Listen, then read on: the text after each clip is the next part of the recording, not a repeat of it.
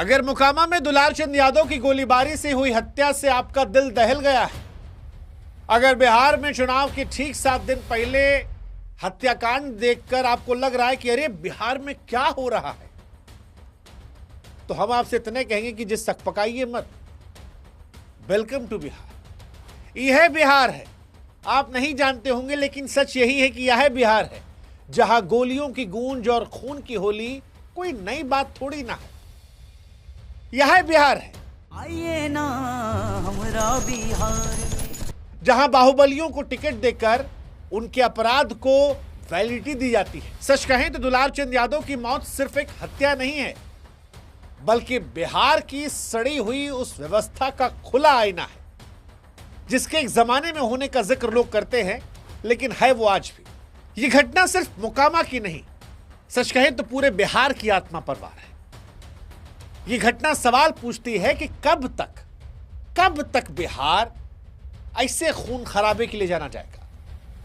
कब तक बिहार खून से राजनीति का त्योहार मनाएगा? सच कहें तो ये सब देखने के बाद लोगों को बिहार जाने से डर लगता है और बिहार को भी डर लगता है। बिहार के लोग भी जो हैं वो भी थक चुके हैं ऐसे बिहार से। वो थक चुके हैं डर से, क्योंकि ये घटना सिर्फ एक व्यक्ति की हत्या तक नहीं है।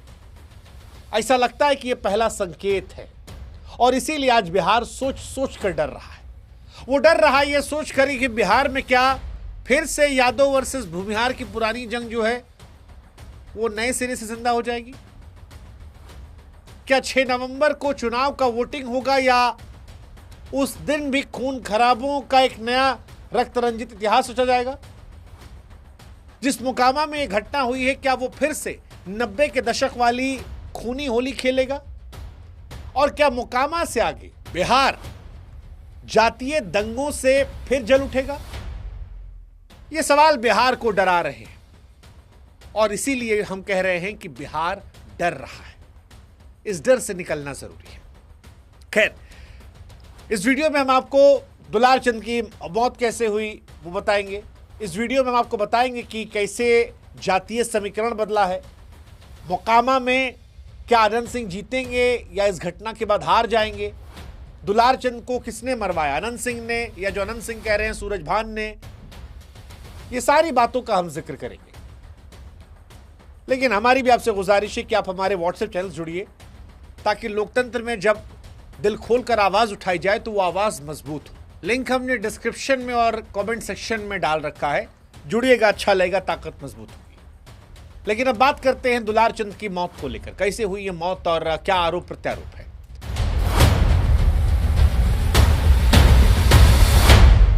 आइए ना हमरा बिहार में। तो आप लोग जानते होंगे, लेकिन जो नहीं जानते उनको फिर भी हम बता दें कि मोकामा का ताल इलाका था जहां पर जनस्वराज पार्टी के उम्मीदवार पीयूष प्रियदर्शी के काफिला प्रचार में निकला था। उनके मुंहबोले चचा और पूर्व आरजेडी के कार्यकर्ता दुलारचंद यादव साथ में थे। लेकिन यहीं पर सारा बवाल हो गया। ताड़तार गांव के पास 15-20 कहा जा रहा हमलावरों ने हमला किया, लाठी चली, पत्थर चले। कोई कह रहा है कि दुलारचंद ढेला मार रहे थे, कोई कह रहा है कि आनंद सिंह के साइड से हमला हो गया। अलग अलग विचारधारा के लोग अलग अलग आरोप प्रत्यारोप लगा रहे। लेकिन सच ये है कि लाठी चली, पत्थर चला, गोली चली। खबर आई कि दुलारचंद गाड़ी से उतरे और वहीं पर उनको पैर में गोली मार दी। फिर खबर ये भी आई कि जो आरोप लगाया, कहें कि उनके ऊपर एक गाड़ी चढ़ा दी गई और उससे उनकी मौत हो गई। पुलिस मौके से खोखा ओखा भी पाई है। हालांकि एफआईआर जो है वो माथा पकड़ने वाली है। लेकिन इनके पोते रवि रंजन ने शिकायत करवाई है कि जेडीयू के उम्मीदवार आनंद सिंह, भतीजे रणवीर, करमवीर, छोटन, कंजय सिंह के नाम एफआईआर दर्ज हुई है और कहा गया कि यही लोग मिलके मारे हैं। आनंद सिंह कहते हैं कि हमारा इसमें कोई रोल नहीं है, हम तो थे ही नहीं वहाँ पर, ये सब सूरजभान करवाया है। जो पीयूष प्रियदर्शी थे जिनके लिए समर्थन किया था, वो कह रहे थे कि हमको मारने आए थे आनंद सिंह, लेकिन हमको नहीं मार पाए तो चचा हमारे मुँह बोले जो है उनको मार दिया गया। एसपी साहब कह रहे हैं जाँच जारी है, उन तक हम जाएंगे।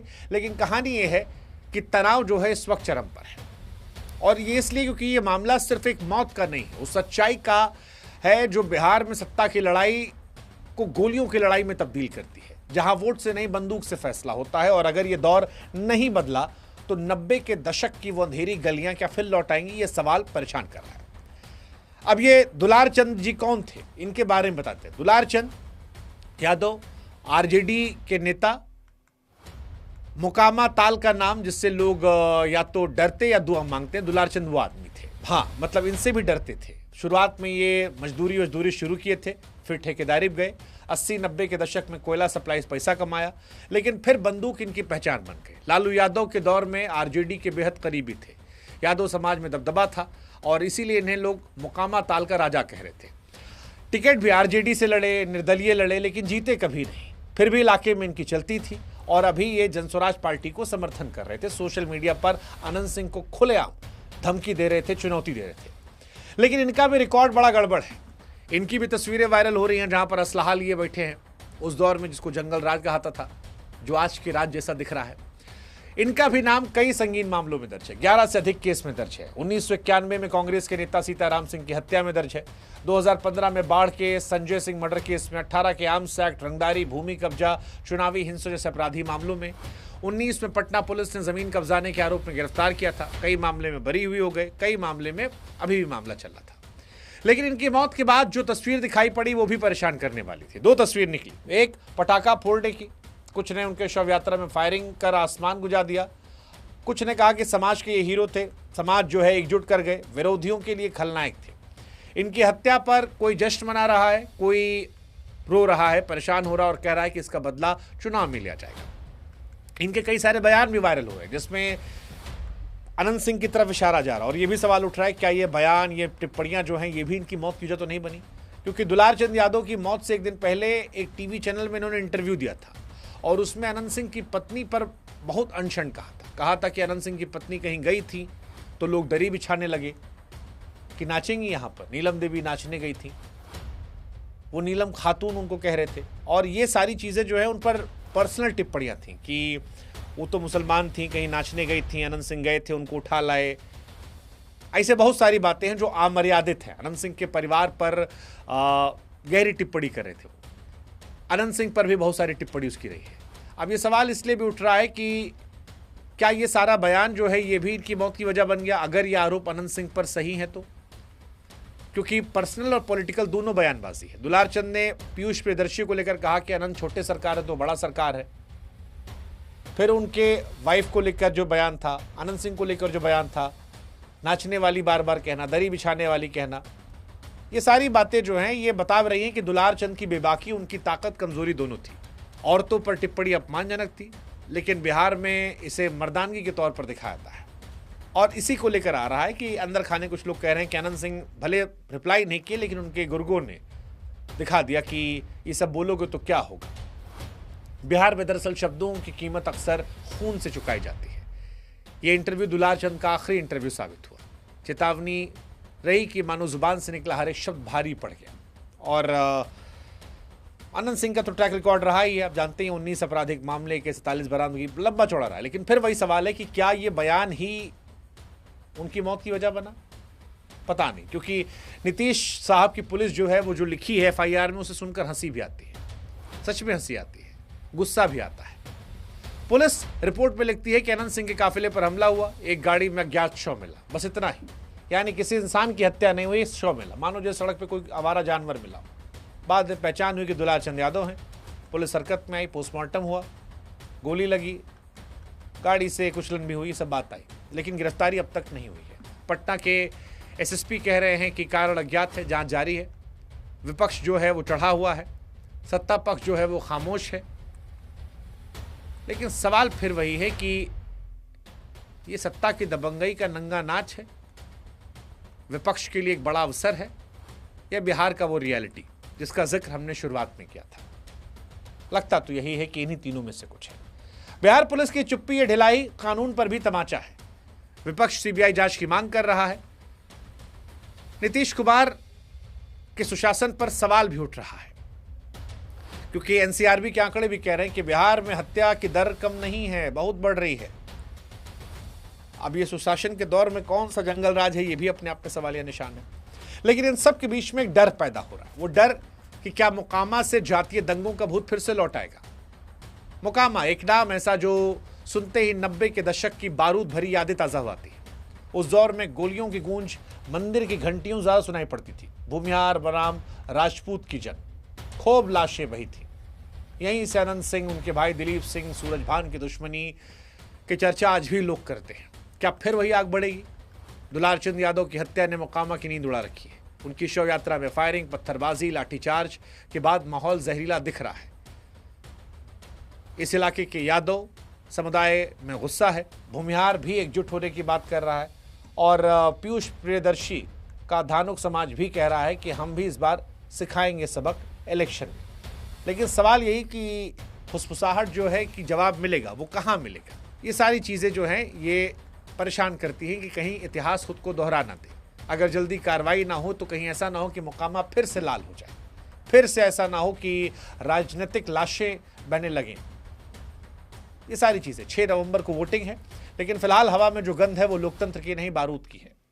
यादवों गुस्सा, भूमिहारों की एकजुटता, ओबीसी का बिखराव, ये समीकरण अगर नहीं संभाले गए तो चुनाव नहीं दंगा होगा। मोकामा फिर कराता नजर आएगा। जातीय हिंसा परेशान कर देगी और पूरा प्रदेश कहीं जल ना जाए, ये डर बिहारियों को डरा रहा है। जातीय समीकरण भी समझा देते हैं एक बार मोटा मोटा आपको। मोकामा में 3 लाख वोटर हैं, लेकिन चुनाव लोकतंत्र नहीं, बाहुबल और जात से होता है हर बार। यहाँ पर भूमिहार 50,000 वोटर हैं। वही तबका है जिसने कभी अनंत सिंह, कभी सूरजभान को पैदा किया। दोनों के बीच लड़ाई है, एक आरजेडी से, एक जेडीयू से लड़ रहा है। दोनों बाहुबली हैं। दोनों में आप देख लीजिए ज़्यादा बुरा कौन है, ज़्यादा रॉबिन हुड कौन है। दूसरी तरफ यादव हैं, 20 से 24%, 40,000 वोटर है। दुलारचंद यादव की हत्या के बाद ये नाराज है। आरजेडी को इससे फायदा हो सकता है। ओबीसी समीकरण दिलचस्प है। कुर्मी, कोयरी, धानुक मिलकर 35% यानी 80,000 ज़्यादा वोटर रखते हैं और यही अनंत सिंह के वोटर हैं। अनंत सिंह के वोटर क्या उनके पास जाएंगे या अलग हो जाएंगे, ये देखने वाली बात होगी। या जनस्वराज के पीयूष प्रियदर्शी के साथ कुछ मैजिक हो सकता है, पता नहीं। लेकिन दुलारचंद की हत्या ने फिलहाल माहौल गरमा दिया है या माहौल पलट दिया है। जातीय ध्रुवीकरण तेज है। अनंत सिंह को अभी भी ओबीसी के सहारे से जीतने की उम्मीद है, लेकिन यादव एकजुट हैं, धानुक खफा है। हिंसा बढ़ रही है और इसी के साथ वोटों की दिशा बदल रही है। हालांकि अनंत सिंह सबसे माहिर खिलाड़ी है, 5 बार जीते, 1 बार बीवी जिताए। उनका दावा है कि वो फिर जीतेंगे, लाखों जीतेंगे, लेकिन क्या जीतेंगे ये देखने वाली बात है। क्या वो गिरफ्तार होंगे जो FIR हुई है, ये भी देखने वाली बात है। क्या प्रशांत किशोर का यह मैजिक होगा, वो भी देखने वाली बात है। 2020 में यहाँ 54% वोट पड़ा था। 25 में लोग डरे हुए, गोली के डर से, जातीय हिंसा के डर से। देखना होगा कितना वोट परसेंटेज इस बार होता है। क्या जीत फिर बाहुबल की होगी या बिहार आखिरकार डर से पार निकलेगा? ये सारे सवाल हैं। लेकिन निष्कर्ष यही है कि दुलारचंद की हत्या बिहार की सियासत पर एक गहरा काला धब्बा है। ये बता रहा है कि यहाँ अपराध अभी भी सत्ता के साए में पलता है। पुलिस की नींद नहीं टूटी, 24 घंटे से ऊपर है, गिरफ्तारी नहीं हुई है एक भी। ऊपर से नेताओं की बयानबाजी आग में घी डाल रही है। वक्त है सरकार के इम्तिहान का, पुलिस के इम्तिहान का। अगर वाकई में सुशासन है तो कुछ कातिल हैं, पकड़े जाएंगे, जांच की जाएगी, मोकामा की सड़कों पर शांति आएगी। लेकिन अगर गोली बारूद दिखाई पड़ी तो फिर छोटी चिंगारी बड़ी आग बन सकती है और यह आग मोकामा से निकलकर बिहार को भी जला सकती है। सच कहें तो बिहार थक चुका है। उसे अब बाहुबली नहीं, इंसाफ चाहिए, डर नहीं, हिम्मत चाहिए, वरना आगे आने वाला वक्त बुरा होगा। खून से रंगा, डर से सना और फिर सारी बातें सिर्फ बातें रह जाएंगी। उम्मीद करते हैं बिहार में शांति आएगी, उम्मीद करते हैं बिहार में ये दौर ख़त्म होगा और उम्मीद करते हैं बिहार एक नए सिरे से विकास की तरफ बढ़ेगा। और उम्मीद करते हैं कि बिहार की पहचान अनंत सिंह, सूरजभान जैसे अपराधी नहीं होंगे। बिहार की पहचान बिहार के वो होंगे जो बिहार का मान सम्मान देश दुनिया में बढ़ाएंगे। पर क्या ये होगा? होगा तो कब होगा, ये आप पर है, आप बिहारियों पर। जय हिंद, जय भारत, जय बिहार।